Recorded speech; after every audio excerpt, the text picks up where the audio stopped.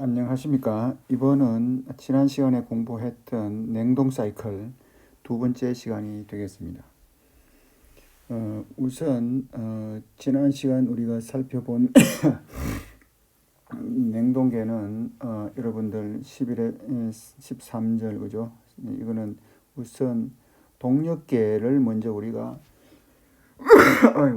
살펴보았고 이미 공부한 동력계의 반대 방향 사이클로 냉동 사이클을 우리가 생각을 했었죠, 그죠? 한 번 더 간략히 보면은 이렇게 이베포레이터가 있고 이베포레이터에서 압축기, 그죠? 압축기로 들어가서 또 다시 콘덴서로 들어가서 외부로 방열을 하고 그 다음에 팽창 밸브를 통해서 팽창을 시킵니다. 그래서 팽창 밸브는 3하고 4죠. 3하고 4는 열의 이동은 없다고 보고 그죠. 또 그래서 압력이 떨어지고 그 다음에 4에서 1에서는 냉장고 안쪽에서의 열을 냉매 쪽으로 이동시키는 이런 냉동 사이클입니다. 그래서 그거를 우리가 실제 냉동기의 이상 모델에다가 이제 설명을 했었고 효율도 설명을 했죠. 효율은 어떻게 설명했습니까? 일반적으로 우리가 효율의 식은 지금 여기서 쓰던 바와 같이 인풋, 그러니까 투입한 총 에너지 분에 우리가 어떤 목적으로 그 장치를 사용하느냐에 따라서 우리가 효율이 달라지는 것이죠. 그래서 이제 냉장고에서는 이거를 성능 계수라고 합니다. Coefficient of Performance라고 이야기를 합니다. 이야기를 하고 앞에 첫 자를 따서 이거를 COP 이렇게 이야기합니다. 그래서 냉장고에서의 COP를 구하라 하면 효율을 구하라 이런 뜻이겠죠, 그죠? 그래서 왼쪽과 같이 이것은 우선 첫 번째 우리가 두 가지 경우를 지난 시간에 설명을 했죠. 왜냐하면 냉동인 경우와 열 펌프인 경우에. 그래서 왼쪽 그림에서 보면 냉동인 경우에는 이와 같이 냉동실, 여기가 냉동실입니다. 그죠? 냉동실, 냉장실이기도 하고 그죠? 그래서 거기서 열을 냉매 쪽으로 투입하는 QL을 어떻게 이해하느냐가 중요하겠죠. 냉장고에서는. 그래서 QL을 전체 투입된 것은 컴프레서로 들어가는 일이고 그리고 목적하는 것은 QL을 위하여 만들어내는 것이다 하는 것이죠. 그리고 열 펌프는 열을 이용하겠다는 거죠. 열은 냉동 사이클에서 어디에 나옵니까? 컴프레서에서 온도가 올라가서 이와 같은 방열판이 있죠. 방열판이 있어서 주위로 공기가 빠져나가죠. 그러면 주위 공간의 온도가 증가하겠죠. 그러면 우리가 이 난방을 위하려면 QH를 만들어줘야 된다. 그래서 그때 이 효율은 이와 같이 QH가 목표한 에너지가 되는 것이다 하는 것입니다. 그래서 W인분의 QH 이때 이거를 베타 이 냉동하고는 다르게 위에 베타 다시를 이렇게 표시를 해준다고 이야기를 했었죠. 자, 그리고 작동 요체는 이런 게 있었고, 자, 이번 시간에는 이와 같은 전기 압축 냉동 사이클과 이상 사이클의 그 차이가 있는데 그 이유가 뭐냐 하는 것을 설명하겠습니다. 실제로 앞서 우리가 공부한 전기 동력계에서도 마찬가지죠. 실제 동력 사이클과 이상 동력 사이클의 차이가 났죠. 그것은 뭐였습니까? 그것은 사이클의 비가역성, irreversibility가 존재하기 때문이다. 그죠? 그래서 예를 들면은 이런 것이죠. 지금 여기에 이제 비가역성의 존재는 일단 적어둔 대로 읽어보면 작동 유체의 관내로 인한 압력 강화, 관내 마찰로 인한 프레셔도가 첫 번째다. 두 번째는 각종 장치에서 주율의 열 전달이 생긴다. 아무리 단열을 시킨다 해도 열 전달이 일어나는 것이죠. 예를 들면 이런 경우죠. 이게 이제 1번 1번 2번 사이 이게 이제 컴프레서 아닙니까? 압축기 그죠? 컴프레서 우리말로는 압축기죠. 압축기. 압축을 시키면 냉매를 압축을 시키면 1보다 2의 온도가 올라가겠죠. 그죠? 2의 온도가 높다. 여기는 온도가 높다. 그럼 온도가 높으니까 이거는 콘덴서를 통해서 방열을 시킨다. 열을 밖으로 빼낸단 말이에요. 주위로. 그러니까 냉매에 열이 많이 있으니까 냉매에 있는 열을 밖으로 빼내기 위해서 어떻게 합니까? 공기하고 접촉 면적을 늘려야 되잖아요. 공기와 접촉 면적을 늘리기 위해서 이렇게 배관 길이를 계속 공기하고 많은 접촉을 하게 이렇게 길게 끌고 갑니다. 그죠? 길게 끌고 가야 열 전달이 많이 일어나겠죠. 바깥쪽으로. 그래야 여기는 온도가 높지만 사쪽에 가면 온도가 낮아져서 액상 이제 이 온도가 낮은 상태로 이제 거의 액상에 가깝게 되겠죠. 온도가 낮아지니까. 그렇게 이렇게 열을 빼내기 위해서 배관을 아주 길게 하다 보니까 냉매가 지나가면서 마찰이 생기는 것이 많단 말이에요. 그러니까 압력이 가면 갈수록 압력이 마찰로 인해서 압력이 떨어진다. 압력이 낮아진다. 그죠? 그렇게 된다. 그 다음에 이제 또 여기서 5번, 6번에서 뭡니까? 팽창을 시키죠. 최적을 갑자기 정대시켜서 여기서는 결국은 기화시키죠. 액상으로 된 것을 기화를 시킨다. 그죠? 기상으로 만들죠. 그러면 간단하게는 보면 이렇게 아주 큰 공간에서 좁은 구멍을 통해서 이렇게 분출하는, 그죠? 예를 들면 여러분들 왜 모기 약병, 뭐 상표론 에프킬라 이런 게 있잖아요. 그거 보면 작은 구멍을 통해서 밖으로 나오니까 그죠? 작은 물방울로 이렇게 바뀌고 기체화되죠, 그죠? 그와 같은 원리다 여기도 그죠? 갑자기 큰 면적에서 갑자기 이렇게 더 큰 면적으로 나오게 되면은 팽창이 일어난다 하는 것이죠. 거기서도 이제 비가역성이 생기겠죠. 압력의 강화도 생기고 주위로 열 전달도 생기고. 그 다음에 또 어떻습니까? 이베포레이터라는 것은 이제 여기가 이제 냉동실입니다. 냉동실이나 냉장실인데 거기에 뭐 시장 봐온 물고기라 뭐 고등어라든지 뭐 시금치라든지 이런 게뭐 들어 있잖아요. 거기에 있는 열을 거기 두면은 그 냉장고 벽면으로 이 배관이 지나가는 거예요, 이렇게. 그죠? 냉장고 벽면은 전부 여러분들 왜 냉장고에 얼음 얼었을 때 칼로 그걸 제거하다 보면 냉매가 빠져버리죠. 아주 얇게 되어 있습니다, 그 두께가. 그래서 열 전달 잘 되게 하기 위해서 이렇게 이제 이베프레이터 안쪽을 통해서 나오는데 여기도 배관이 이렇게 많단 말이죠. 배관이 많다. 그러니까 압력 강화가 생겨서 이 비가역성이 존재한다. 그래서 실제하고 이상 사이클은 차이가 없을 수 없다. 왜? 이러한 이유들로 인해서, 그죠? 이러한 이유들로 인해서 실제하고 이상 사이클은 차이가 많을 수밖에 없다. 그래서 이제 오른쪽 이 선도에서도 한번 살펴볼까요? 선도에서도 살펴보면 이게 이제 TS, S는 뭡니까? 엔트로피죠. 어디서부터 볼까요? 1번, 2번 압축기, 그죠? 외부에서 E를 공급해서 압축을 한다.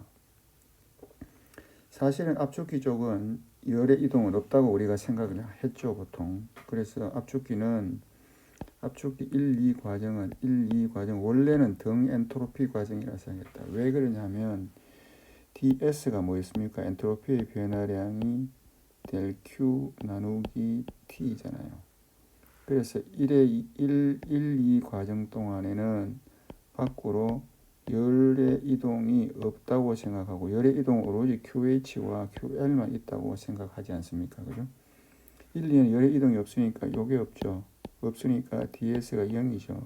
따라서 s가 일정하단 말이에요. s가 일정한 게 뭡니까? 등 엔트로피 과정이죠. 여기 s 일정하다는 게 등 엔트로피잖아요. 엔트로피. s가 엔트로피니까. 그죠?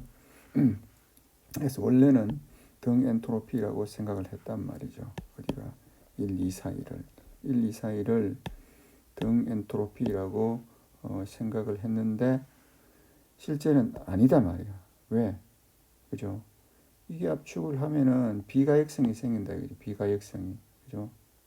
열전달도 일어나고 이런 게 생긴다. 그러니까 원래는 이렇게 일직선으로 돼서 등 엔트로피 이게 일정해야 되는데 이놈이 엔트로피가 증가하는 쪽으로 가버린다. 1에서 2로 가면 TS 선도에서 엔트로피가 오른쪽으로 이렇게 휘어가 버리죠. 여기서 벌써 비가역성이 한계가 나타났다. 실제하고 다르단 말이에요. 실제하고. 그 다음에 또 어떻습니까? 2번, 3번은 뭡니까? 여기도 배관이죠. 그죠? 여기 콘덴서 들어가기 전, 그러니까 압축기 끝단에서 콘덴서 입구까지도 배관으로 이루어져 있잖아요. 배관이 있다는 것은 압력이 떨어진다는 거죠. T선도에서 압력선이 이래 있잖아요. 압력선이 이래 있으면은 압력 2에서 이렇게 압력이 낮은 쪽으로 이렇게 이동한다는 것이죠. 2, 3 구간도. 그 다음에 3에서 4는 어떻습니까? 배관이 엄청 많잖아요. 그죠? 엄청 길죠. 꼬글꼬글. 그러니까 압력이 툭 떨어집니다. 3에서 4까지는 압력이 많지 못하다. 그 심지어는 어떻습니까? 4까지 오면 여기는 포화 바깥으로 밀려 나옵니다. 그러니까 완벽한 액체, 그러니까 온도까지 떨어지는 온도가 여기서 방열이 많이 되니까 이렇게 4, 5까지 이렇게 액체, 여기가 관행 액체잖아요. 관행 액체.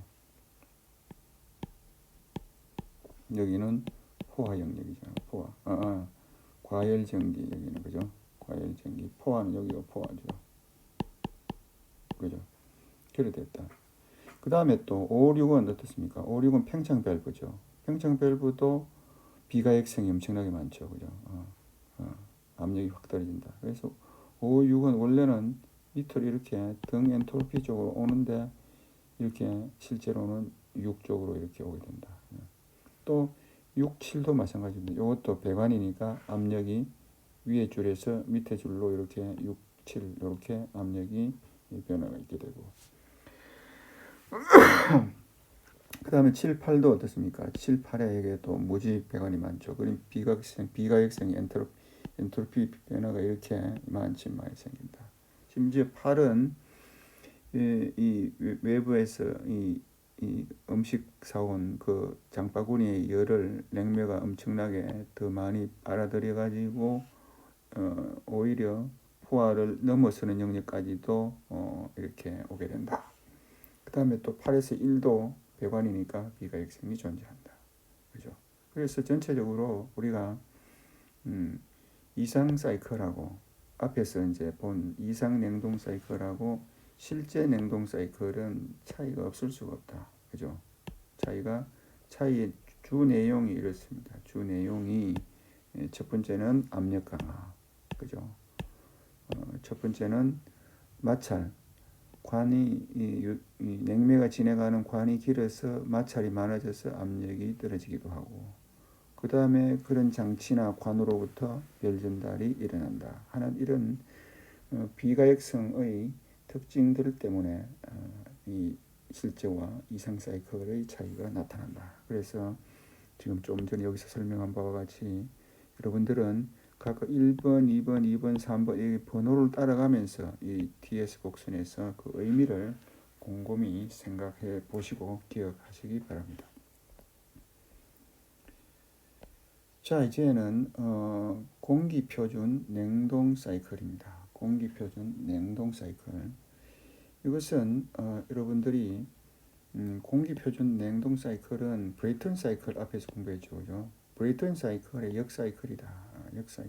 그래서 작동 유체가 응축되지 않는 기체, 오로지 기체만 존재한다. 그러니까 지금 앞에서 이야기했는 이 사이클은 액상과 기상을 바뀌어감이 있죠. 예를 들어서 여기는 이 부분 컴프레서 쪽은 기상만 있었죠. 그죠? 압축을 시키니까 이게 컴프레서는 기체를 압축하는 것이죠. 그 다음에 응축기를 지나면서는 어떻습니까? 포화 상태를 지나고 관행 액체 쪽으로 가게 되고 또 그 다음에 이베퍼레이터를 통과하면서 포화로 왔다가 과열을 갔다가 그러니까 액상과 기상을 왔다 갔다 하는 이런 사이클이죠. 냉동 사이클인데 이 공기 표준 사이클은 이 냉매가 기체상으로만 존재한다. 응축이 되지 않고 그것을 공기 표준 냉동 사이클이라고 합니다. 예를 들면 이렇다는 것이죠. 여기에 이제 이렇게 해서 볼까요? 여기서도 그러면 컴프레서가 있네요. 컴프레서를 구동한다. 외부의 전기적인 에너지로 컴프레서를 구동하고 결국은 이 사이클에서는 여기에서 1번, 2번 사이에 1로 1이 들어온다. 그죠? W1이 들어오고 그 다음에 2번, 그러니까 2번, 3번을 지나면서 여기 많은 배관을 통해서 바깥으로 냉매 열이 밖으로 빠져나가죠. 그리고 2번, 3번을 통해서 QH가 나가고 그 다음에 3번, 4번은 여기는 터빈이라고 해놨지만 실제로는 팽창 밸브입니다. 팽창 밸브 밑에 그림을 보면 알겠죠. 익스팬드 그죠? 팽창 밸브가 있다. 그래서 팽창을 시켜서 3번, 4번이니까 이때는 또 열의 이동은 없다고 생각하잖아요. 이상적으로 그죠? 그래서 이게 이 일직선으로 이렇게 내려오고 4에서 1번은 뭡니까? 4에서 1번은 또 외부에서 열이 공급이 되죠. QL을 공급한다. 이 외부란 건 뭡니까? 이게 냉동실 안입니다. 그죠? 냉동실 안의 이 열을 이 냉매 쪽으로 그죠? 냉매가 요렇게 이동하니까 그 열이 그 냉매 쪽으로 가게 해서 온도를 냉동실 안의 온도를 낮추게 하는 것이다 하는 것이죠. 이 사이클이 기본적으로 역 브레이톤 사이클 거꾸로 회전시킨다 해서 리버스 브레이톤 사이클이라고 이야기합니다. 이게 이제 공기 표준 냉동 사이클이죠. 오로지 기체만 존재한다. 액상은 없다고 생각하는 것이죠. 자, 그래서 이제 이거를 좀 더 구체적으로 한번 살펴보면 그죠? 구체적으로 살펴보면 뭐 이 사이클은 똑같습니다. 또 컴프레서 있고 이를 투입해서 QH가 빠져나가고 그죠? 그 다음에 팽창돼서 냉동실에서 QL을 냉매 쪽으로 이동시키고 그러면 우선 컴프레서에서 이 압축을 합니다. 1에서 2로 이제 압력을 올리죠. 압축을 하게 되죠. 압축을 하는데 열의 이동 없다고 생각하니까 등 엔트로피로 B로 고정되어 있다. 그죠? 그 다음 2번, 3번에서는 열을 바깥쪽으로 열을 방출하죠. 3번, 4번 팽창하고 엔트로피는 A로 고정되어 있고 또 4번, 1번은 냉매 쪽으로 열이 들어오게 되는 여기는 뭐가 들어갑니까? 일이 들어가야 컴프레서가 작동을 하는 것이죠. 자, 1번에서는 1번, 2번을 한번 볼까요? 이렇게 2번까지 뭡니까? 압축을 시켜놓고 그 다음은 이 뭡니까? 이 배관을 통해서 주위 온도가 만약에 T0면 T0로 방열된다 그죠? 결국은 온도가 쭉 이제 방열되면서 어디까지 오느냐면 T3까지 오는데 T3의 온도가 결국은 주위 온도일 것이다. 그죠? 주위 온도보다 더 낮긴 어렵죠. 왜냐하면 주위 T0로 방열하기 때문에. 그죠? 그래서 또 다시 팽창시키고 그 다음에 이제 또 여기는 이 냉동실 공간을 이 냉매가 흘러서 나오기 때문에 흘러나오는 곳은 제일 높은 온도가 그 냉동실의 온도일 것이다. TA일 것이다. 그죠? 그래서 밑에 1, 2 과정과 2, 3, 4 과정을 이렇게 설명을 해 두었습니다. 자, 그래서 여기서 이제 실제로 효율을 한번 살펴보면은 효율은 요거죠. 실제로 우리가 이 냉동기에서의 효율은 어떻게 이야기했습니까? 앞에 성능 계수를 했죠. 베타라고 했죠. 베타인데 이 인풋된 거는 뭡니까? 여기서 이 사이클에서 들어간 일은 그죠? 컴프레서로 들어간 전기적인 일이죠. 그래서 인풋은 요것이다. 인풋. 그 다음에 우리가 목적한 아웃풋은 뭡니까? 이 냉동실에서 QL을 냉매로 끌고 가는 것이죠. 그러니까 이 냉동실 안에 있는 그 음식들의 온도에 맞는 그 가지고 있는 열을 냉매가 받아가지고 또 이렇게 이동하게 되는 것이죠. 그래서 QL이 W분의 QL이 효율이다. 그죠? 냉장고에서는 성능 계수라고 했죠. 이걸 영어로 뭐라 하겠습니까? Coefficient of Performance, COP라고 이야기를 한다고 했죠. 그러면 일은 어떻게 됩니까? 일은 여러분들 뭐 사이클에서 실제 순수한 이 일은 여기서는 1번, 2번, 3번, 4번 요 폐회로 사이클 요거 그죠? 그죠?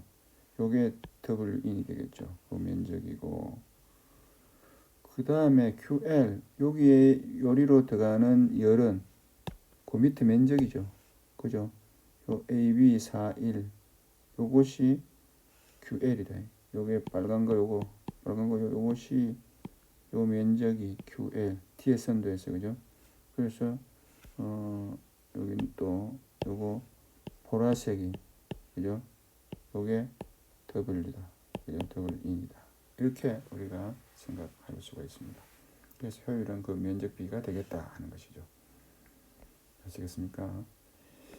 자, 이거는 이제 실제로 우리가 어디에 이제 쓰이느냐 하면은 여러분들 비행기 타보면 선실에 찬바람 나오잖아요. 에어 컨디셔닝에서. 주로 이 역브레이턴 사이클을 사용한다. 거기는 이게 폐회로가 아니고 지금 이 그림에서 보는 바와 같이 압축기를 구동을 해서 압축을 시키는데 압축기 전단에 이 들어온 이거는 외기가 들어옵니다. 외기가 들어와 가지고 컴프레서에서 압축해 가지고 그 다음에 뭡니까 여기에 이 외기 이 받은 열을 바깥쪽으로 방출해 버려요. 열은 빼내고 결국은 그 팽창을 시켜서 여러분 항공기 선실 여러분들이 그 앉아서 있는 의자 그 공간 항공기 내 공간으로 시원한 공기를 공급을 하게 된다 하는 것입니다. 그래서 이 사이클은 비교적 간편하고 가벼워서 항공기용으로 많이 쓴다 하는 것이죠. 그래서 이게 외기가 들어와서 여기 이게 다시 이리 가는 게 아니고 이건 없고 외기가 들어와서 해서 또 다시 이렇게 선실로 들어가는 이런 형태를 갖고 있다 하는 것입니다. 아시겠죠? 사이클은 이와 같이 되어 있다. 자, 그러면 여러분들 이제 11장을 마무리하겠습니다. 11장을 마무리인데 여러분들 이제 복합 사이클 복합은 이것저것 같이 동력계와 냉동계에 대한 각각의 복합 사이클 또는 스스로 동력 냉동 복합 이렇게 사이클이 존재합니다. 지금 여기서는 이제 브레턴 사이클과 랭킨 사이클을 복합한 사이클을 보여주고 있다. 그래서 보면 위에 거는 조금 전에 공부한 그 이제 진짜 역브레이컨 동력 사이클입니다. 그러니까 냉동 사이클이 아니고 컴프레서에서 압축해가지고 그죠? 이 외부에서 열을 공급받고 그 다음에 가스터빈을 회전시켜서 주기를 얻어내고 하는 것입니다. 그 다음 밑에는 뭡니까? 밑에는 랭킨 사이클입니다. 랭킨 사이클. 위에 사이클하고 밑에 사이클은 완전히 별개의 사이클입니다. 위에는 브레이톤 사이클이고 밑에는 랭킨 사이클이다. 그래서 랭킨 사이클은 여러분들 알잖아요. 이 부분이 보일러잖아요. 그죠? 보일러 외부에서 열 받잖아요. 근데 여기서는 열을 어디서 받느냐 하면은 브레이턴 사이클에서 작동하고 터빈을 구동시키고 나온 그 배관을 밑에 이 밑에 전기하고 여기는 물이겠죠. 랭킨이니까 그죠? 그래서 여기는 온도가 높은 여기가 고온 배관이다. 고온 배관이 이렇게 징하고 밑에 있는 배관을 이렇게 흘려주면 이 고온부에서 고온 배관에서 저온 배관으로 이렇게 열전달을 일으킨다는 것이 열전달 배관에서 그러니까 이 작동 요체가 서로 섞이지 않고 배관으로만 이렇게 엉켜서 지나간다. 이 부분이 결국은 랭킨 사이클에서는 열을 공급받는 보일러 영역이다. 보일러인데 실제 보일러가 아니고 위에 브레이턴 사이클에서 나온 폐열을 이용한다는 것이죠. 그래서 여기 출구에 나오면 스팀, 그죠? 수증기, 기체 상태가 나온다는 것이죠. 그래서 수증기가 나오면 스팀 터빈을 구동시켜서 또 응축, 그죠? 바깥쪽으로 열을 빼내면 여기 또 액상이 되잖아요, 그죠? 그 액상이 되면 또 다시 펌프로 올려서 여기 집어넣고, 여기는 벌써 온도 떨어졌죠, 그죠?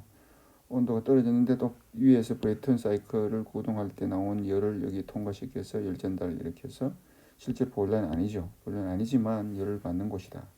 그리고 또 터빈을 돌리고 이렇게 하면 이렇게 하는 거죠. 이렇게 복합 사이클이다. 그래서 브레이턴 사이클하고 랭킨 사이클. 브레이턴은 기체만 작동을 시키고 여기는 이제 전기를 가지고 액상 기상을 바꿔가면서 작동하는 사이클이다.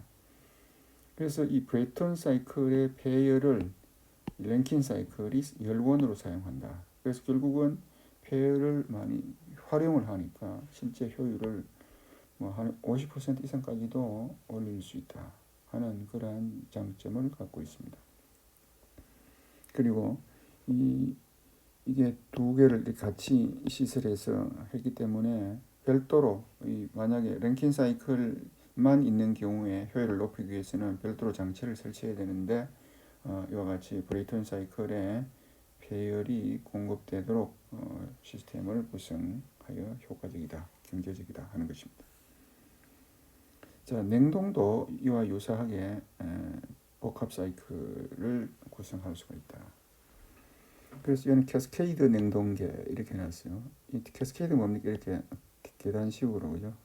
여러 개. 그러니까 지금 보면 위에 냉동 사이클은 R22라는 냉매를 가지고 구동을 시키고 밑에는 R23 냉매로 구동을 시키고 있다. 그래서 이 사이클은 똑같습니다. 콘덴서에서 해서 밖으로 열을 빼내고 그 다음에 팽창 밸브 통과시키고 그 다음에 어떻습니까? 열을 이제 여기 냉동실에서 열을 받는데 여긴 또 이게 회전하면서 또 다른 밑에 사이클하고 위에 동력 시스템처럼 이렇게 열 전달만 일어나는 것을 공유한다. 열 전달 부분을 공유한다 이거죠. 그래서 처음에 이게 이제 외부 이 냉매가 40도짜리가 해서 방열하고 있는데 이게 이제 이 팽창돼서 온도가 떨어져서 영하 20도까지 내려갔다 그죠.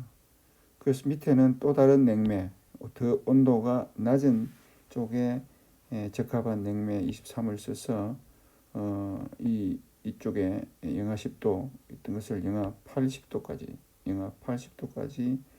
하강을 시킬 수 있다. 만약에 여러분들이 상상을 한다면 밑에 또 이런 사이클 한 개 더 하면 영하 80도 이하로 더 온도를 낮출 수 있다 하는 것입니다. 이와 같이 복합 냉동 사이클을 구성할 수 있다 하는 것입니다. 자, 여러분 이제 11장을 마치겠습니다. 11장을 마치는데 숙제는 여기 있습니다만은 숙제는 주로 여러분들의 공부 부하를 줄이기 위해서 연습 문제 이 각 절마다 있는 연습 문제를 숙제 문제로 제공했고 또 여러분들이 이제 이 연력학 거의 공부를 다 했습니다. 그 남은 부분은 별도의 과목들이 존재합니다. 열전들이라든지 이런 부분이 존재하기 때문에 이번 학기에 실제 연력학 강의는 이 11장으로서 마치겠습니다. 마치고 기말고사는 여기 11장을 기말고사 범위로 그렇게 하도록 하겠습니다. 자, 한 학기 동안 여러분들 수고 많이 하셨습니다. 감사합니다.